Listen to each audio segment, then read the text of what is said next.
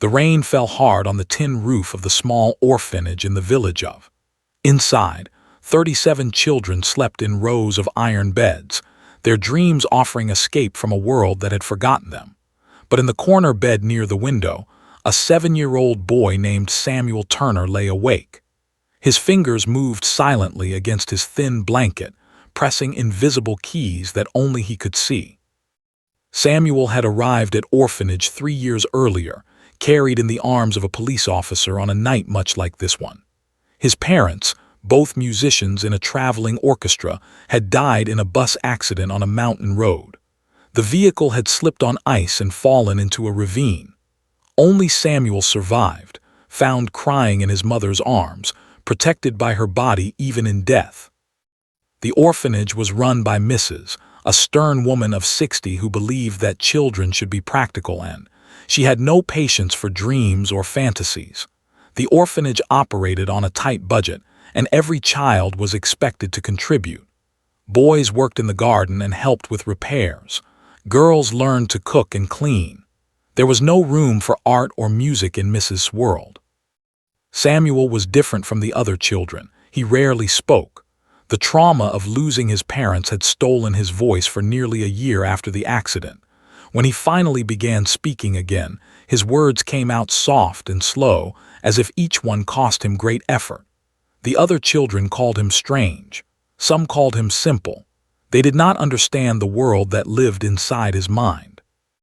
Every Sunday, the orphanage children walked to the village church for morning service. The church was old and beautiful, with tall windows that filled the room with colored light. But for Samuel, the most beautiful thing in the church was the piano. It sat in the corner near the altar, a grand instrument with keys that had turned yellow with age. During the service, Mrs. Holmes, the church organist, would play hymns while the congregation sang. Samuel could not take his eyes off the piano. He would watch Mrs. Holmes's fingers dance across the keys, and something deep inside him would stir. He remembered his mother sitting at a piano just like this one. He remembered climbing onto her lap while she played, feeling the vibrations of the music through his small body.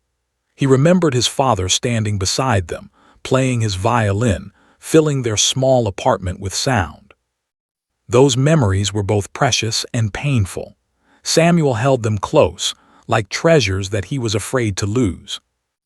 One Sunday after the service, while the other children filed out of the church, Samuel stayed behind. He walked slowly toward the piano, his heart beating fast. Mrs. Holmes had already left and the church was empty. The piano sat there, silent and waiting. Samuel climbed onto the bench. His feet did not reach the floor. He looked at the keys, running his fingers over them without pressing down. They were smooth and cool to the touch. He closed his eyes and let the memories come. His mother's hands, the way she would smile when she played, the sound of her voice when she sang. Without thinking, Samuel pressed a key. A single note rang out in the empty church, echoing off the stone walls. Then another note, and another. His fingers began to move on their own, guided by something he did not understand. He was not reading music. He had no training, but somehow the notes came. A melody emerged, simple but beautiful. He did not know how long he played. Time seemed to stop in that quiet church. He was lost in the music, lost in the memory of his parents, lost in a world where nothing hurt and everything made sense. A voice broke through his concentration. "What do you think you're doing?" Samuel's hands flew off the keys as if they had been burned. He turned to see Mrs. standing in the doorway, her face red with anger. Behind her stood several of the older children, their eyes wide with curiosity. "Get away from that piano this instant." Mrs. marched forward, her shoes clicking against the stone floor. "You could have damaged it. Do you have any idea how much an instrument like that costs?"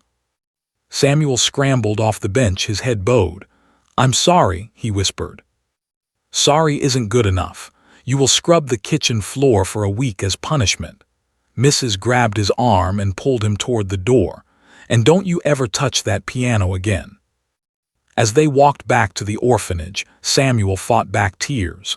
He had only wanted to remember. He had only wanted to feel close to his parents again. but in Mrs. world there was no room for such things. Word of the incident spread through the orphanage. Most of the children laughed at Samuel, calling him foolish for getting in trouble. But one person did not laugh. Her name was, and she worked as a cook at the orphanage. She was a large woman with warm brown eyes and a gentle smile. She had worked at for over 20 years and had seen hundreds of children come and go. Had noticed Samuel from the day he arrived. She saw the sadness in his eyes, the way he held himself apart from the other children. She knew about his parents, about the accident, and she had heard him that Sunday in the church because she had been there too, praying quietly in the back pew. What she heard had taken her breath away. This small, silent boy had played the piano as if he had been born to it. The melody he created was haunting and beautiful. It spoke of loss and love and longing. It was not the playing of a beginner. It was something rare and precious. Decided she had to help him. The next evening, after the children had gone to bed, knocked softly on the door of the boys' dormitory. She found Samuel sitting on his bed, his fingers moving against his blanket as they always did. "Come with me," she whispered. Samuel looked up, confused but curious. He followed down the dark hallway, through the kitchen and out the back door. The night air was cool and stars filled the sky. They walked in silence across the yard, past the garden, until they reached a small shed at the edge of the property. Pushed open the door and lit a candle. Inside, covered with an old sheet, sat an upright piano. It was not beautiful like the one in the church.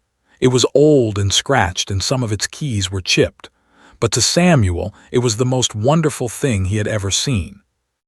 "This belonged to my grandmother," said softly. "I brought it here years ago, thinking maybe someday one of the children would want to learn, but Mrs. doesn't approve of music. She thinks it distracts children from practical matters." Shook her head. "I heard you play in the church, Samuel. What you did was remarkable." Samuel stared at the piano, his heart pounding. "I don't know how I did it," he admitted. "I just remembered my mother, and then my fingers knew what to do." Smiled. "That's called a gift, child, and gifts like yours are meant to be nurtured, not hidden away." She gestured toward the piano. "Go on, play for me." Samuel sat on the old wooden stool and placed his hands on the keys. They were sticky, and some of them did not work properly. But he did not care. He closed his eyes and began to play. The melody that emerged was different from the one in the church. This one was brighter, filled with hope. It told a story of a boy who had lost everything but found something new. As he played, Samuel felt tears running down his cheeks, but for the first time in years, they were not tears of sadness. When he finished, he turned to look at. She was crying too. "Samuel," she said, her voice thick with emotion, "I'm going to teach you everything I know. My grandmother taught me to play when I was young. I'm not a great pianist, but I can show you the basics. And maybe, just maybe, we can find a way to give you the future you deserve." From that night on, Samuel and met in secret. Every evening after the other children were asleep, Samuel would slip out to the shed and practice. Taught him how to read music, how to position his hands correctly, how to control the pedals.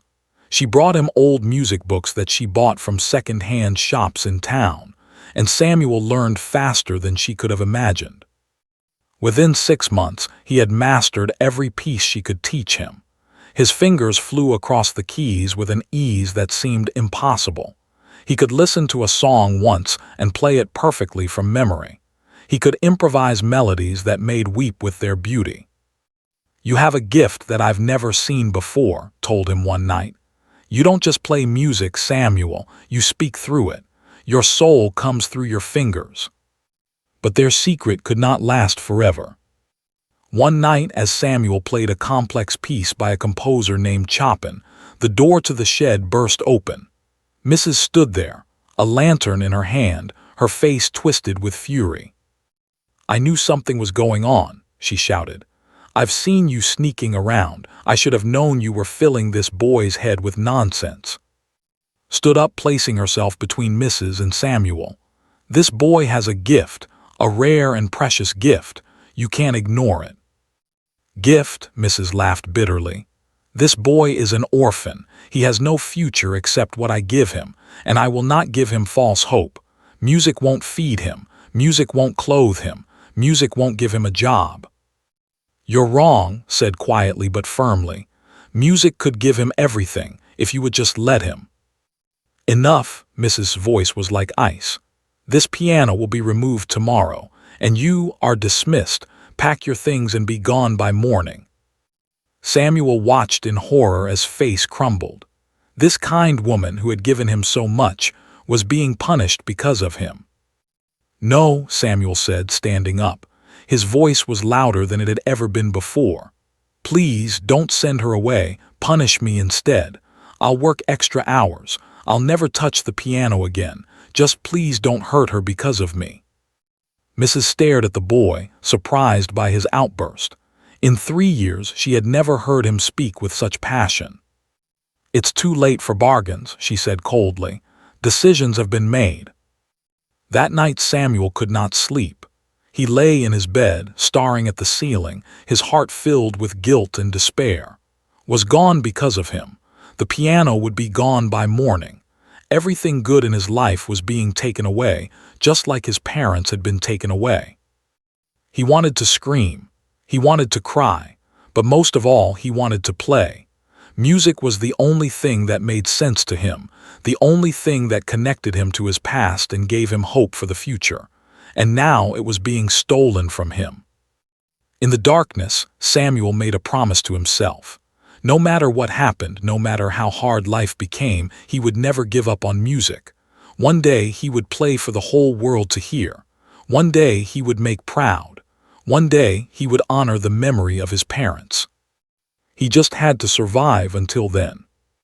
The days that followed were the darkest of Samuel's life.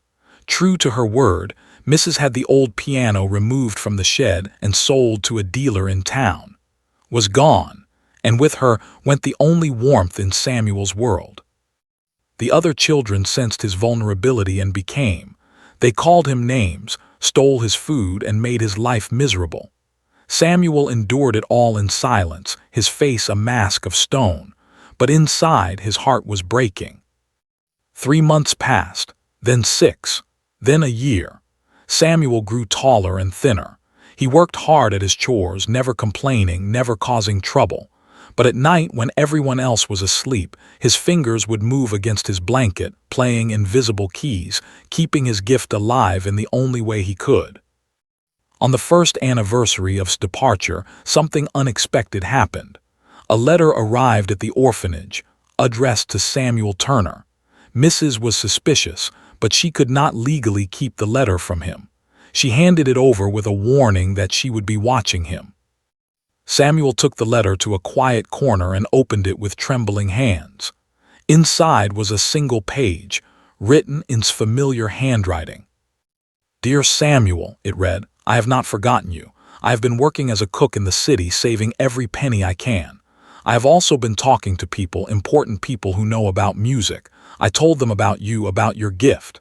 They did not believe me at first, but I was persistent, and finally one of them agreed to meet you. His name is Professor Edward. He teaches at the Royal Conservatory of Music. He has agreed to come to next month to hear you play.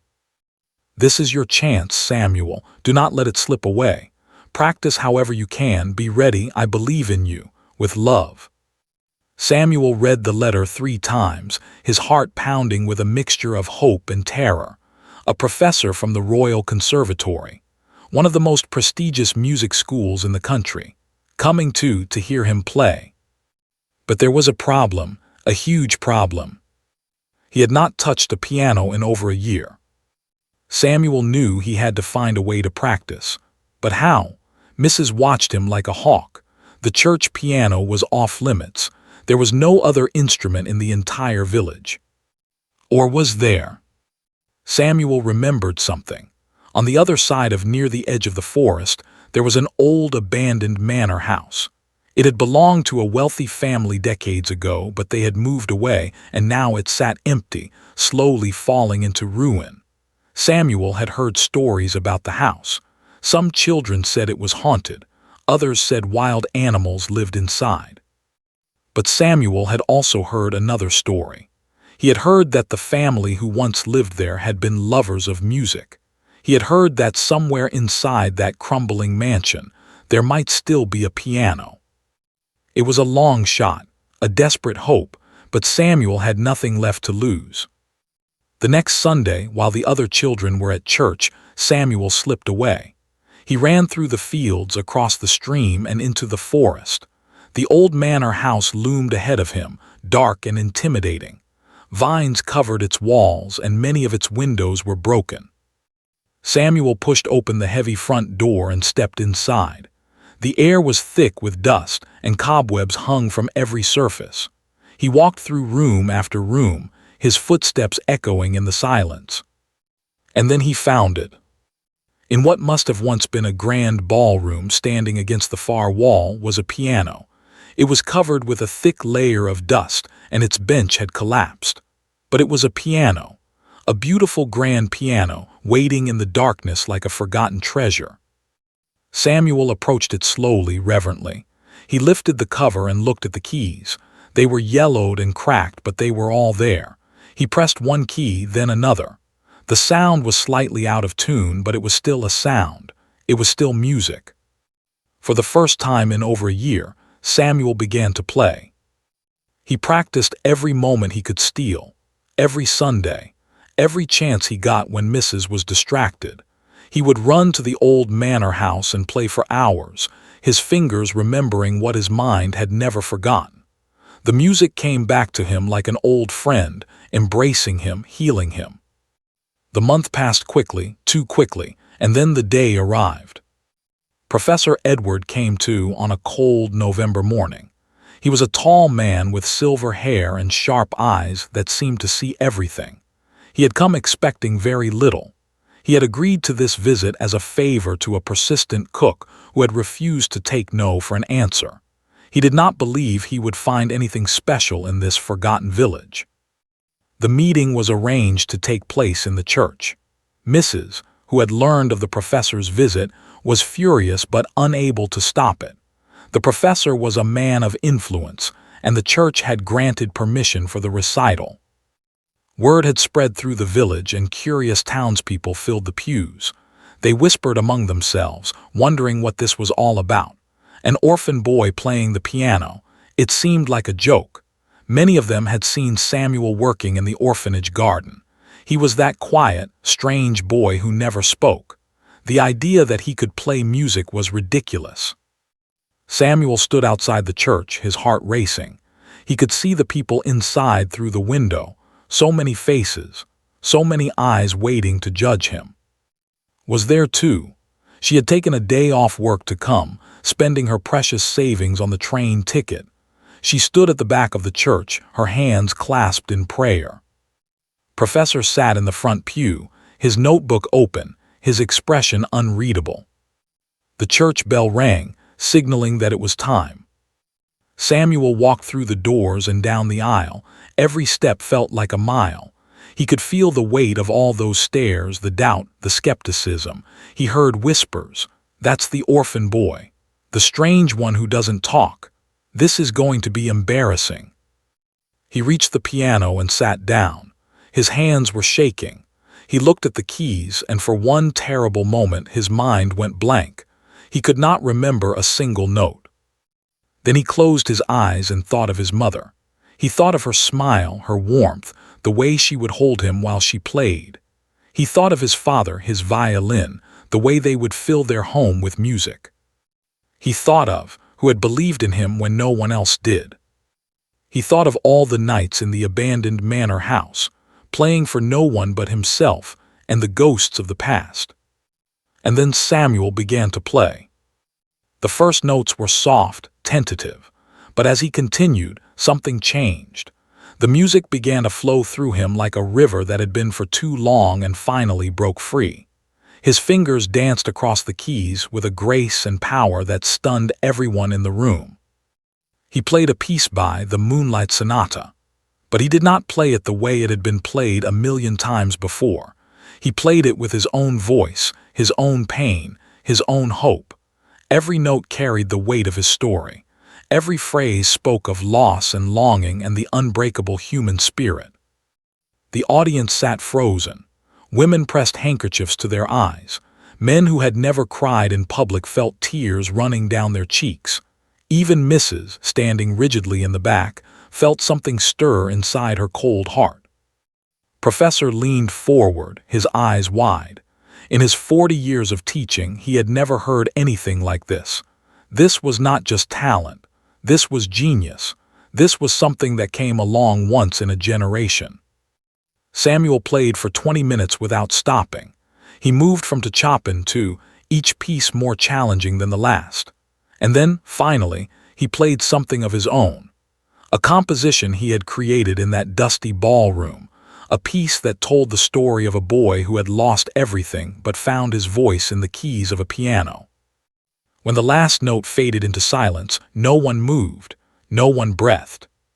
Then slowly, Professor rose to his feet and began to clap. One by one, the others joined him. The applause grew louder and louder until it filled the church like thunder. People stood up. They cheered. They wept. Samuel opened his eyes and looked out at the crowd. For the first time in his life, he saw not judgment but wonder, not rejection but acceptance. He had silenced the skeptics. He had found his voice. And his life was about to change forever. Professor Edward approached Samuel with slow, measured steps. The applause had faded, but the air still hummed with energy. The professor stopped in front of the piano bench and looked down at the boy who had just turned his world upside down. "What is your name?" the professor asked, his voice softer than Samuel had expected. "Samuel Turner, sir." The professor nodded slowly. "Samuel Turner, I want you to remember this day, remember this moment, because today your life begins anew." He turned to face the crowd, his voice rising so all could hear. "This boy possesses a gift that I have rarely witnessed in my entire career. He will study at the Royal Conservatory. I will personally oversee his education." A gasp went through the church. Mrs. pushed forward, her face red. "Now wait just a moment. That boy is under my care. He belongs to the orphanage until he turns 18. You cannot simply take him away." Professor fixed her with a cold stare. "I am not taking him away, madam. I am giving him an opportunity that you, by all accounts, have actively tried to deny him." He reached into his coat and produced a document. "I have already spoken with the county authorities. Given Samuel's exceptional circumstances, they have agreed to transfer his guardianship to the conservatory. All legal matters have been arranged." Mrs. Mouth opened and closed like a fish out of water. For once, she had nothing to say. Stepped forward from the back of the church, tears streaming down her face. She knelt before Samuel and took his hands in hers. "You did it," she whispered. "I knew you could. I always knew." Samuel threw his arms around her neck, hugging her tightly. "Thank you," he said, his voice breaking, "for everything." The professor gave them a moment before clearing his throat. "We must leave soon. The train to the city departs in 2 hours. Samuel, you should gather your belongings." Samuel nodded. He walked out of the church, past the staring villagers, back to the orphanage that had been his prison for 4 years. He did not have much to pack. A few items of clothing. A small wooden box that contained his only treasures, a photograph of his parents and a locket that had belonged to his mother. As he was finishing, he heard a knock on the doorframe. He turned to see Timothy Walker, one of the older boys who had tormented him for years, standing there with an uncertain expression. "Hey," Timothy said awkwardly. "I just wanted to say, what you did back there was incredible. I had no idea you could play like that." Samuel looked at the boy who had called him names, who had stolen his food, who had made his life miserable. He could have been angry. He could have been bitter. But instead, he felt only a strange kind of peace. "Thank you," Samuel said simply. "I hope things go well for you." He walked past Timothy and out of the orphanage, never looking back. The train journey to the city took 4 hours. Samuel sat by the window, watching the countryside roll by. Fields gave way to villages, villages gave way to towns, and towns gave way to the sprawling expanse of the capital city. Samuel had never seen anything like it. Buildings rose toward the sky like giants. Streets teemed with people in carriages and automobiles. The noise and energy were overwhelming. Professor watched the boy's reaction with a small smile. "It can be quite intimidating at first," he admitted, "but you will grow accustomed to it. The city has much to offer a young musician." The Royal Conservatory was located in a grand old building near the center of the city. Its walls were covered with ivy, and its halls echoed with the sounds of music from a dozen different instruments. Students walked through the corridors, carrying violin cases and sheet music, their faces serious and focused. Samuel was given a small room on the top floor of the dormitory building. It was simple but clean, with a bed, a desk, a wardrobe, and most importantly, a small upright piano. His own piano. For the first time in his life, he could practice whenever he wanted without fear of punishment. But life at the conservatory was not easy. The other students came from wealthy families. They had been trained since childhood by private tutors. They owned expensive instruments and wore fine clothes, and they looked at Samuel with his worn-out shoes and second-hand uniform with barely concealed contempt. The worst of them was a boy named Victor. Victor was 17, 3 years older than Samuel, and he was considered the most talented piano student at the conservatory.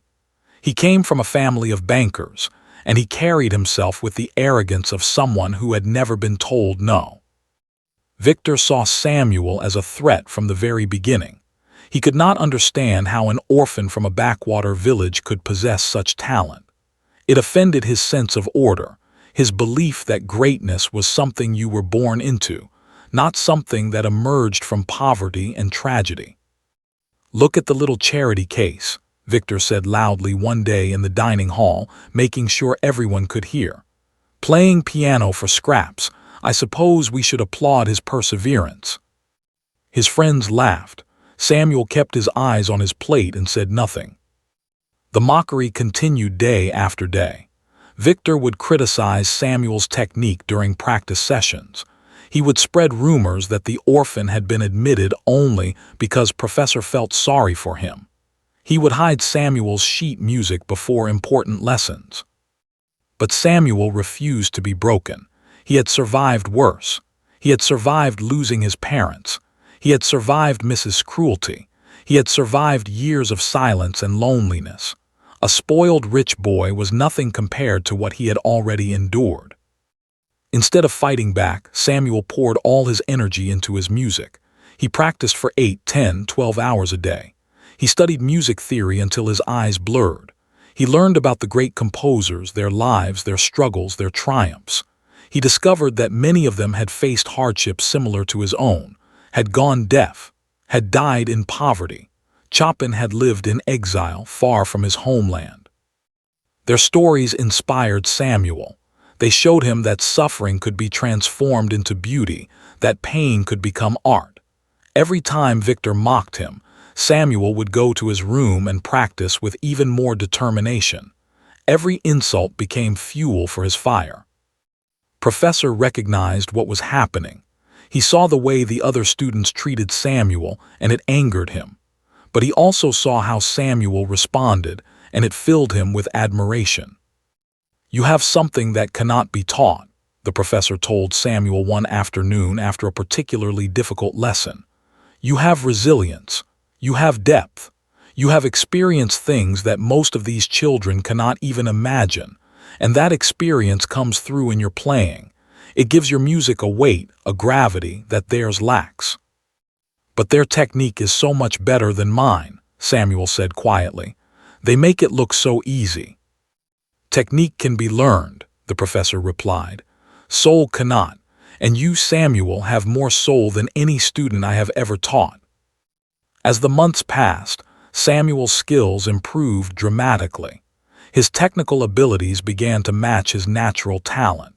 He could play the most challenging pieces with precision and emotion. He began composing his own music, creating pieces that reflected his journey from grief to hope. Came to visit him twice a year, using her savings to make the long trip to the city. Each time, she was amazed by how much he had grown, not just as a musician but as a person. The silent, broken boy she had found in that orphanage was becoming a confident young man with a clear sense of purpose. "Your parents would be so proud of you," she told him during one visit.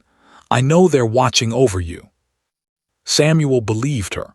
Sometimes, late at night, when he was alone with his piano, he felt their presence. He felt his mother's hands guiding his own. He heard his father's violin playing alongside him. The music connected him to them across the barrier between life and death. When Samuel was 16, Professor called him into his office with important news. "There is a competition," the professor said, his eyes bright with excitement. "The National Young Pianists Competition. It is the most prestigious event for musicians under the age of 18. Winners have gone on to perform at the greatest concert halls in the world. I believe you are ready to enter." Samuel's heart leaped, but fear quickly followed. "Do you really think I can compete against students who have been training their whole lives?" "You have been training your whole life," the professor said firmly. "You just didn't know it. Every moment of pain, every moment of loss, every moment of hope has been preparing you for this. Your music tells a story that no one else can tell. That is your advantage." Samuel entered the competition. He spent the next 3 months preparing with an intensity that bordered on obsession. He selected 3 pieces to perform: a classical sonata by, a romantic nocturne by Chopin, and an original composition of his own called The Road Home. Victor entered the competition as well. He made no secret of his contempt for Samuel and his confidence in his own victory. "May the best man win," he said to Samuel with a smirk, "which means I'll see you at the awards ceremony accepting my trophy." The competition took place at the Grand Concert Hall, a magnificent building with perfect acoustics and seating for over 2,000 people. Pianists from across the country had gathered to compete. There were 3 rounds: preliminary, semi-final, and final. Only 5 pianists would make it to the final round. Samuel performed brilliantly in the preliminary round. His was clean and precise, with a playfulness that delighted the judges. He advanced easily. The semi-final round was more challenging.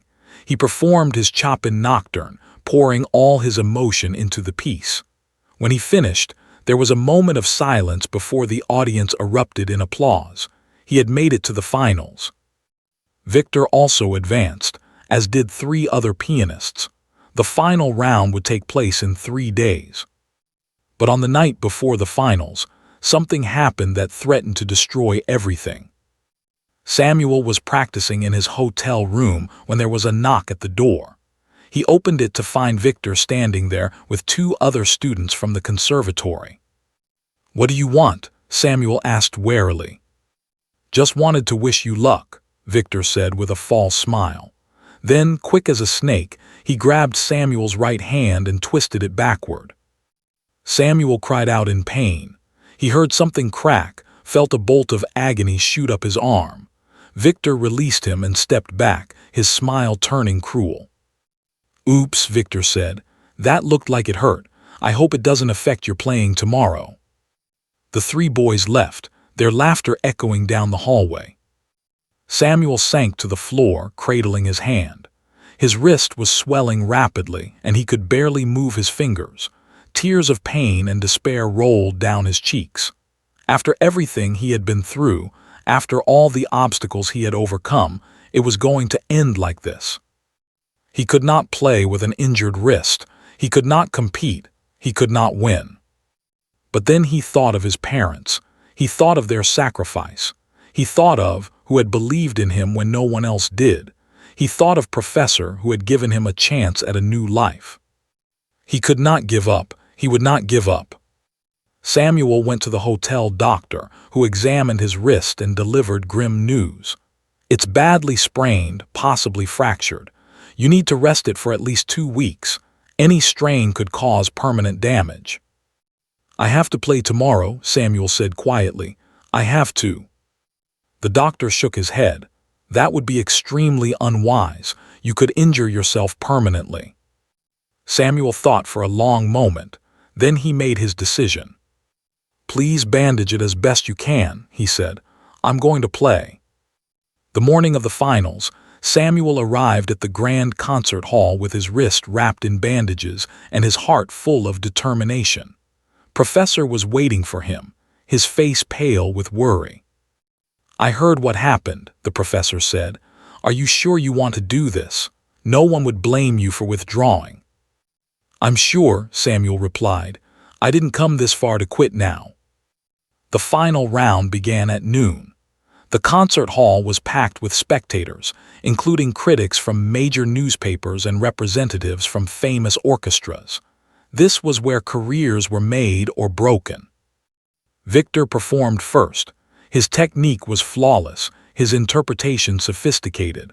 The audience applauded warmly. Victor took his bow with a satisfied smile, glancing at Samuel with unconcealed triumph. One by one, the other finalists performed. They were all excellent, each bringing their own style and emotion to the stage. And then it was Samuel's turn. He walked to the piano slowly, his bandaged wrist visible to all. Whispers rippled through the audience. The judges exchanged concerned glances. Everyone could see that something was wrong. Samuel sat at the bench and looked at the keys. His wrist throbbed with pain. His fingers felt stiff and unresponsive. For one terrible moment, he wondered if he had made a mistake. Then he closed his eyes and thought of the road that had brought him here. The orphanage, the shed behind the building, kind eyes, the abandoned manor house, the dusty piano, the silent nights when music was his only companion. He thought of his mother and father, taken from him too soon. He thought of the love they had given him, the gift they had passed down. And he began to play. The first notes were halting, uncertain. The pain in his wrist made every movement a struggle, but as he continued, something remarkable happened. The pain began to fade, replaced by something else, something powerful and transcendent. Samuel was no longer playing with his hands. He was playing with his soul. The music that flowed from the piano was unlike anything the audience had ever heard. It was raw and real, filled with pain and beauty, sorrow and hope. It spoke of a boy who had lost everything and found himself in the keys of a piano. It spoke of the human spirit's refusal to be broken. Samuel played his original composition, The Road Home. It was a piece that traced his journey from that rainy night when he became an orphan to this moment on the grand stage. Every note carried the weight of his memories. Every phrase told a part of his story. The audience sat transfixed. Some wept openly. Others gripped the armrests of their seats, afraid to breathe, afraid to break the spell. When the last note faded, there was a moment of profound silence. Then the audience rose as one, their applause thundering through the hall like a wave breaking on shore. It was not just applause. It was recognition. It was honor. It was love. Samuel stood and bowed, his injured hand pressed against his chest. Tears streamed down his face, but he was smiling. Whatever happened next, whatever the judges decided, he knew that he had given everything he had. He had played from his soul. And the world had listened. The judges deliberated for over an hour. When they returned, the head judge, a renowned pianist named Dr. Cross, stepped to the microphone with an envelope in her hand. "Ladies and," she began, "in my 30 years of judging this competition, I have never witnessed anything like what we saw today. The level of talent on display was extraordinary, but one performance stood apart. One performance reminded us why music matters, why it touches our hearts and elevates our spirits." She opened the envelope and read the name. "The winner of the National Young Pianist Competition is Samuel Turner." The hall erupted. Samuel stood frozen, unable to believe what he had heard. Professor rushed to embrace him, tears in his eyes. who had taken time off work to attend, wept with joy in the audience.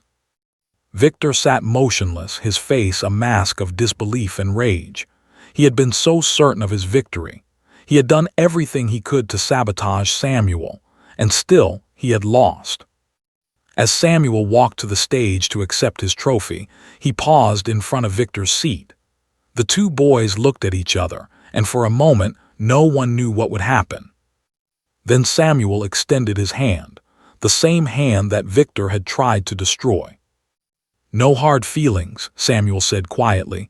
"We both played our best." Victor stared at the outstretched hand. His pride screamed at him to reject it, to continue his hatred.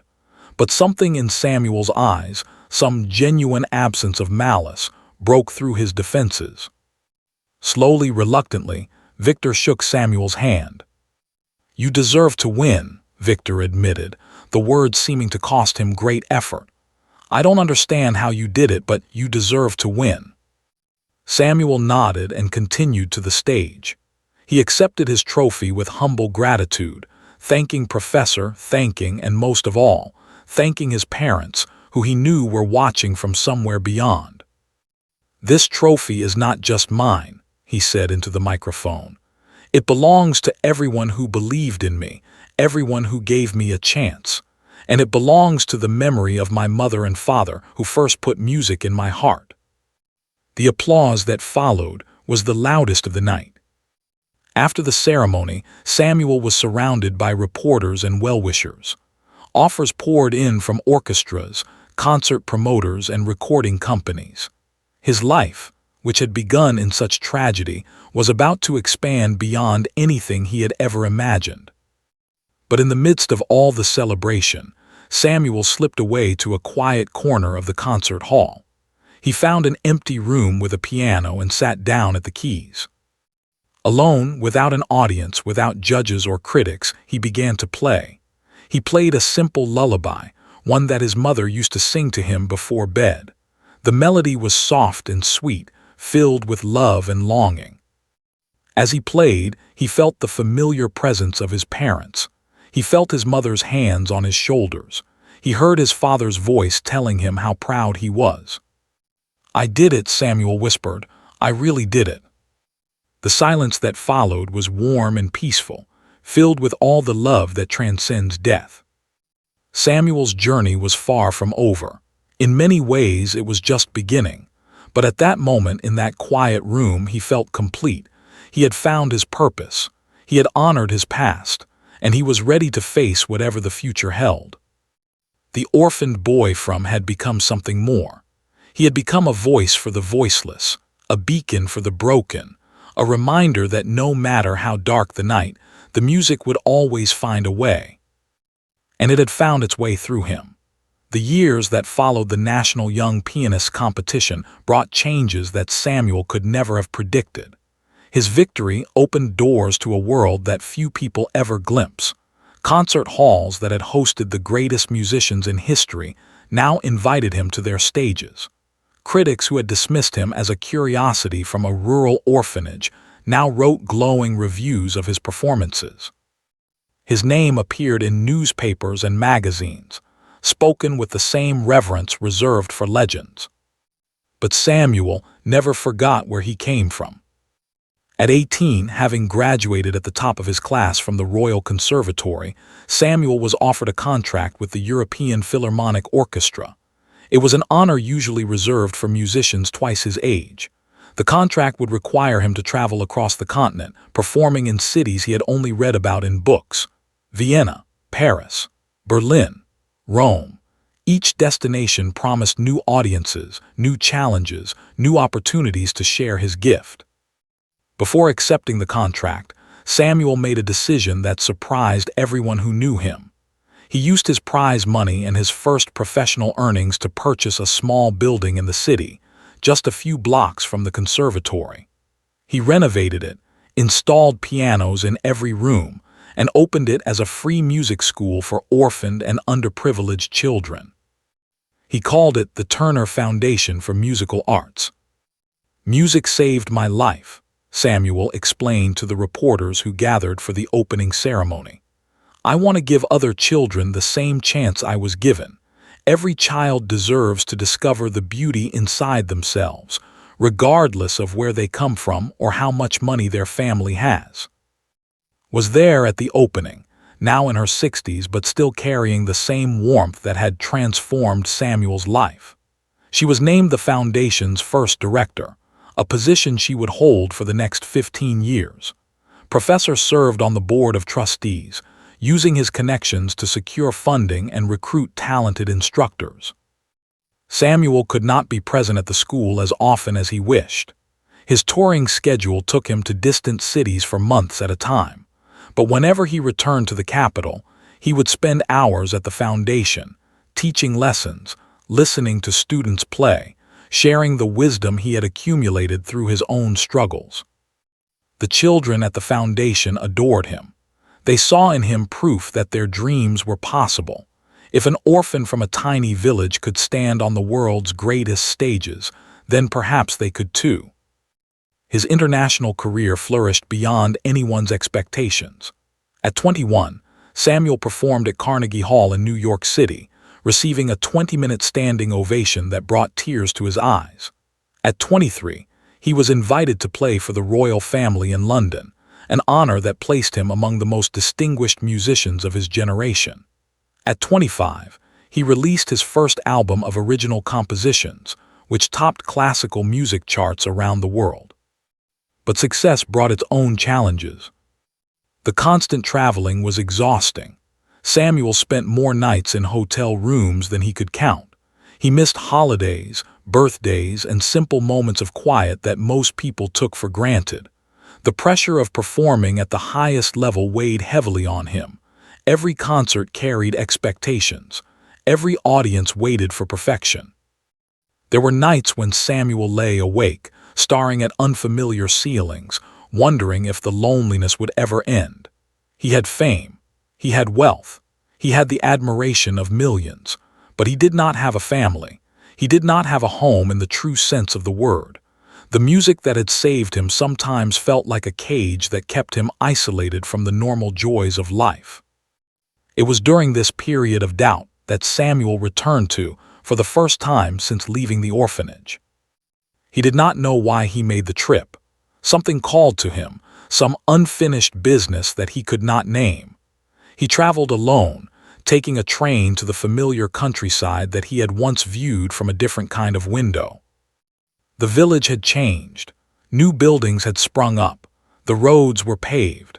But the church still stood at the center of town, its steeple reaching toward the sky. And next to the church, the orphanage remained, looking smaller and older than Samuel remembered. He walked through the gates and approached the front door. Mrs. had passed away several years earlier, replaced by a younger woman named Mrs. Sarah. She recognized Samuel immediately and welcomed him with obvious nervousness. "Mr. Turner, what an honor. We never expected you to visit. Is there something I can do for you?" Samuel smiled gently. "I just wanted to see the place where I grew up, if that's all right." Mrs. led him through the building. The dormitories were still there, the beds still arranged in rows. Children still worked in the garden and helped with chores. But there were differences too. The walls were painted in cheerful colors. A small library had been added, filled with books donated by local families. And in the corner of the common room stood a piano. Samuel approached the instrument, running his fingers over its keys. It was modest, nothing like the grand pianos he performed on every week. But it was here. It was available to the children. "We added it last year," Mrs. explained. "After what you accomplished, we thought perhaps music might be something worth encouraging. Some of the children have taken lessons." Samuel sat down and played a few notes. The sound was slightly out of tune, but it was honest and real. He thought of himself as a child, sneaking into the shed discovering the power that lived in his fingers. "Would the children like to hear me play?" he asked. Mrs. eyes widened. "They would be thrilled. They talk about you all the time. You're their hero." The children gathered in the common room, their faces bright with excitement. They ranged from toddlers to teenagers, all of them watching the famous pianist with wonder. Samuel remembered being one of them. He remembered feeling invisible, forgotten, worthless. He wanted these children to know that they were none of those things. He played for an hour. He played classical pieces and popular songs. He played his own compositions. He took requests from the children, turning their simple hummed melodies into elaborate improvisations that made them laugh and clap. When he finished, a young girl raised her hand. She could not have been more than 8 years old, with dark braids and eyes that held a familiar sadness.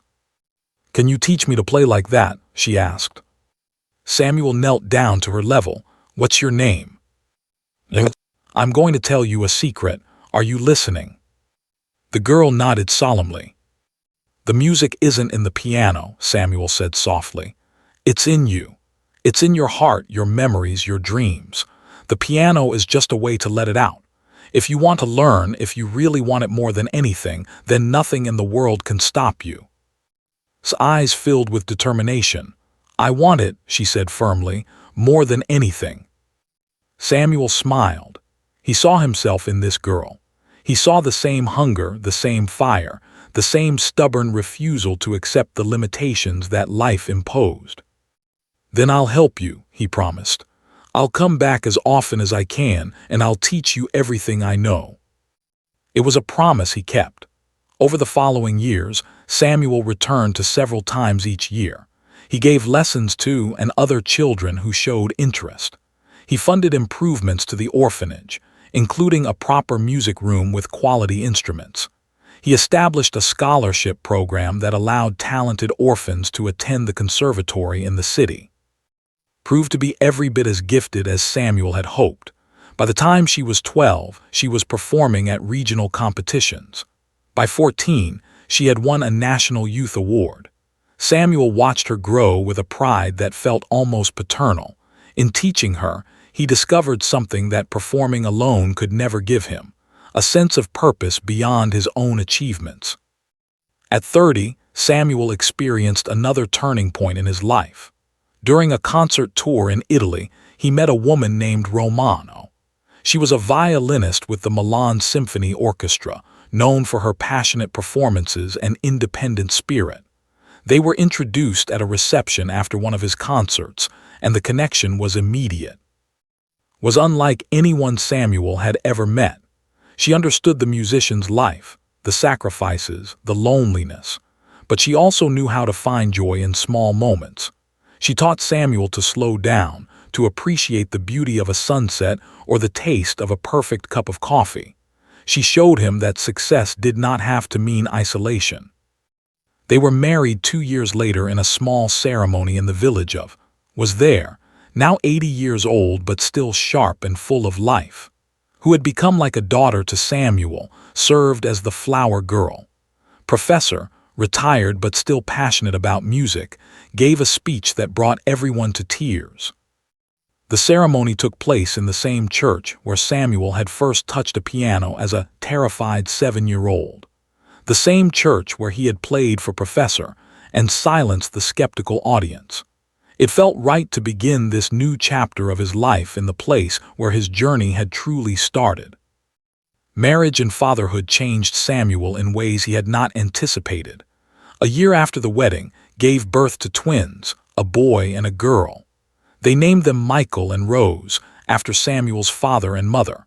Holding his children for the first time, Samuel wept with a joy he had never known was possible. "I never thought I would have this," he whispered to, "a family, a home. I spent so long being alone that I forgot what it felt like to belong somewhere." Kissed his forehead.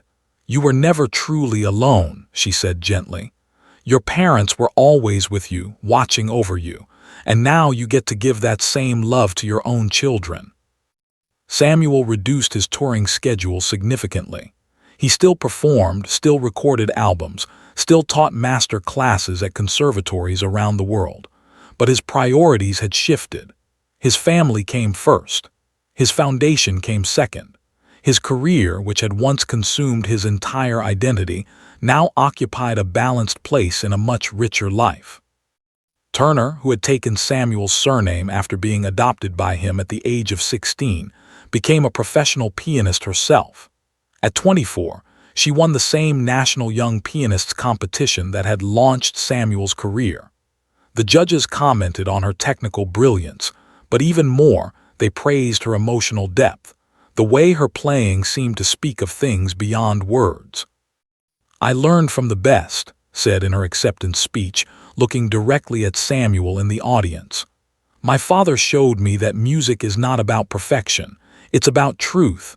It's about sharing your heart with the world." Samuel wiped tears from his eyes, his own heart so full that it ached. As Samuel entered his 40s, he received an invitation that touched him more than any other in his career. The mayor wrote to inform him that the village wished to honor its most famous son. They had renamed the main square Samuel Turner Plaza. They had commissioned a statue to stand in front of the church, and they were organizing a special concert to celebrate his contributions to music and to his community. Samuel accepted the invitation with humble gratitude. The concert took place on a warm summer evening. The plaza was filled with hundreds of people from the village and surrounding areas. Chairs had been set up in neat rows, and a grand piano stood on a temporary stage near the church steps. The statue had been unveiled earlier that day, a bronze figure of a young boy with his hands on piano keys, his eyes looking toward the sky. Samuel took the stage as the sun began to set, casting golden light across the familiar scene. He looked out at the crowd and saw faces he recognized. Old classmates from the orphanage, now grown with children of their own. Villagers who had once whispered about the strange, silent boy. Young people who had grown up hearing stories of his rise from poverty to fame. In the front row sat his family, still beautiful, still his anchor in every storm. Michael and Rose, now 10 years old, watching their father with adoring eyes. His adopted daughter, whose journey mirrored his own in so many ways. And next to sat, now 92 years old and frail, but absolutely determined to witness this moment. She had declined a wheelchair, insisting on walking to her seat with the help of a cane. Her eyes, though dimmed by age, still held the warmth that had saved Samuel's life 4 decades earlier. Samuel sat at the piano and faced the audience. He had prepared a program of his greatest works, pieces that had earned him acclaim on the world's most prestigious stages. But as he looked at the crowd, at the village where he had suffered and dreamed and survived, he realized that he wanted to play something different. He turned to the microphone and spoke. "Thank you all for being here tonight. This village gave me the worst years of my life and the beginning of the best. It taught me that hardship can be a teacher, that pain can be transformed into beauty. I want to dedicate tonight's performance to everyone who struggles, everyone who doubts, everyone who wonders if their dreams are worth pursuing." He paused, his voice thick with emotion. 40 years ago, I was a scared little boy who had lost everything. I found hope in the keys of a piano and in the kindness of one remarkable woman. This is for you." Samuel began to play. The music that emerged was not his famous compositions. It was not or Chopin or. It was the lullaby his mother had sung to him before bed, the melody that had comforted him through the darkest nights of his childhood. He played it with all the love and gratitude in his heart, letting each note speak the words he could never adequately express. Listened with tears streaming down her face. In her mind, she was back in that shed behind the orphanage, watching a broken little boy discover the gift that would change his life. She remembered his first tentative notes, his first complete piece, the moment she knew he was destined for something extraordinary. The lullaby transitioned into something new. Samuel wove the simple melody into a complex tapestry that incorporated themes from his entire career. It was a musical autobiography, tracing his journey from orphan to child prodigy, from struggling student to international star, from lonely wanderer to husband and father. The piece lasted over 20 minutes. When it ended, the audience sat in stunned silence. Then, as one, they rose to their feet, The applause was not just appreciation, it was recognition, it was honor, it was love. Samuel stood and bowed. His eyes found in the front row, and he saw her smiling at him with the same pride she had shown that first night in the shed. He walked down from the stage and knelt before her, taking her thin, wrinkled hands in his own. "Thank you," he said simply, "for everything." Reached up and touched his face. "You were always special, Samuel. I just helped you see it." They embraced, and the crowd continued to applaud, moved beyond words by the display of gratitude between the famous pianist and the woman who had changed his destiny. The concert marked a turning point in Samuel's life. Though he continued to perform occasionally and remained active in his foundation, he increasingly turned his attention to teaching and mentoring. He established master classes for young pianists, drawing students from around the world who sought to learn from the legendary Turner. His teaching philosophy was unconventional. He cared less about technical perfection than about emotional honesty. He pushed his students to find their own voices, to draw from their own experiences, to make music that was authentically theirs. "Anyone can learn to play the right notes at the right time," he would tell them. "But only you can play your truth, find it, share it. That is what separates a musician from an artist." His students went on to achieve remarkable success. Many credited Samuel not just for improving their technique, but for transforming their entire approach to music and to life. They spoke of his patience, his insight, his ability to see potential that others missed. Passed away peacefully at the age of 95, surrounded by Samuel and his family. Her last words were about the music she could hear, sounds that no one else in the room could perceive. Samuel liked to believe that she was listening to something beautiful, something transcendent, something that awaited her in whatever came next. At her funeral, Samuel played the lullaby one final time. There were no grand flourishes, no technical displays. Just a simple melody, played with all the love in his heart, saying goodbye to the woman who had made everything possible. Samuel inherited few possessions, including the old wooden box where she had kept her treasures. Inside, he found something that broke his heart. It was a journal she had kept for decades, filled with notes about him. She had documented his progress from the very beginning, recording every milestone, every struggle, every triumph. On the final page, written in her shaky handwriting just days before her death, were the words, "I always knew he would change the world, but he changed my life too. I am grateful beyond measure." Samuel kept the journal for the rest of his life, reading it whenever he needed to remember where he came from and what truly mattered. At 60, Samuel Turner announced his retirement from performing. His final concert was held at the Grand Concert Hall, the same venue where he had won the National Young Pianists Competition 44 years earlier. Tickets sold out in minutes. People came from across the globe to witness the legend's last performance. The program included works by his favorite composers, pieces that had defined his career, and a world premiere of his final original composition. He called it "The Road Continues," a meditation on legacy, mortality, and the enduring power of hope. When the final notes faded, Samuel did not stand immediately. He sat at the piano, his hands resting on the keys, his eyes closed. He was saying goodbye to the instrument that had been his voice, his companion, his salvation for over 50 years. Then he rose, turned to face the audience, and bowed. The applause lasted over 30 minutes. People refused to leave. They wanted to hold on to this moment, to make it last forever. Samuel stood on the stage, tears streaming down his face, overwhelmed by the outpouring of love and admiration. Joined him on stage, taking his hand. Michael and Rose came next, followed by and her own children, Samuel's. 3 generations of the Turner family stood together, united by bonds of blood and choice and love. Samuel looked out at the audience one last time. He saw strangers who had become friends through his music. He saw former students who had become masters in their own right. He saw orphans from his foundation, living proof that hope could flourish in the most unlikely places. "Thank you," he said into the microphone, "for listening, for believing, for sharing this journey with me." He turned and walked off the stage, his family beside him. The music did not end with Samuel's retirement. It lived on in his students, his recordings, his compositions.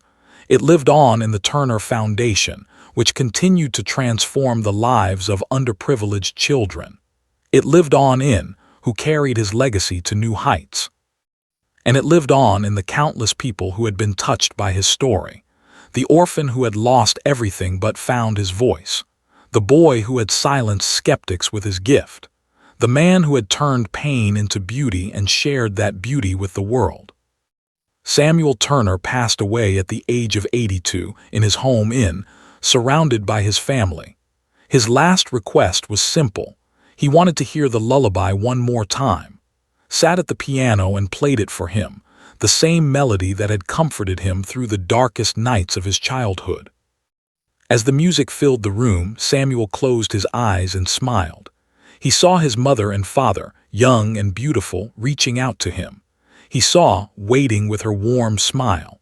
He saw the road that had brought him from tragedy to triumph, from silence to song.